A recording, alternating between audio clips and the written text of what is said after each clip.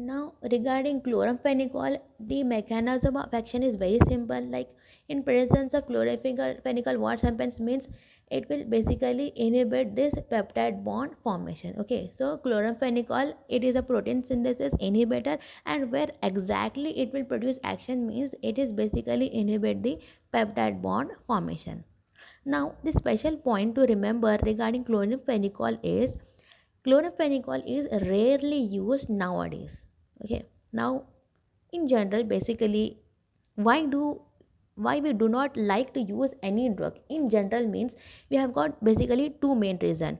Drug may not be effective and drug may be toxic. In case of chloramphenicol, we have got both the reason. Chloramphenicol is not very effective and chloramphenicol is very toxic. Okay, now we'll check out first thing, like why it is not that much effective. See, initially chloramphenicol, it was the drug of choice for enteric fever long back. Okay, because chloramphenicol, it was able to inhibit this enzyme salmonella, this organism bacteria salmonella long back. But now what happens, salmonella has become resistant to chloramphenicol. Okay, so bacteria has become resistant to chloramphenicol, so therefore they are not effective against most of the organism. This is the reason why the drug is not very effective.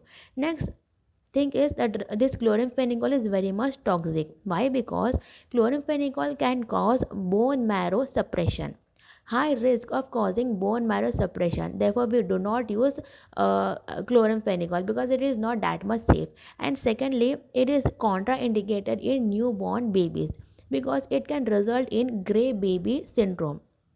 Chloramphenicol can cause cyanosis in baby, which is called gray baby syndrome. So because of these two reasons, we do not like to use chloramphenicol commonly. Then where exactly chloramphenicol is used means what is the main use of chloramphenicol means nowadays chloramphenicol is mainly used in treating meningitis, particularly the meningitis where the bacteria is resistant to ceftriaxone. See, basically ceftriaxone is the main drug for treating meningitis, and if bacteria, if they do not respond to ceftriaxone means we can in place of that we can use chloramphenicol. Apart from meningitis, chloramphenicol is effective against anaerobic bacteria, and lastly, rarely, if sensitive, we can use chloramphenicol for treating enteric fever or typhoid fever. Okay, so this is all about chloramphenicol. Next, we shall discuss about another protein synthesis inhibitor, that is macrolides.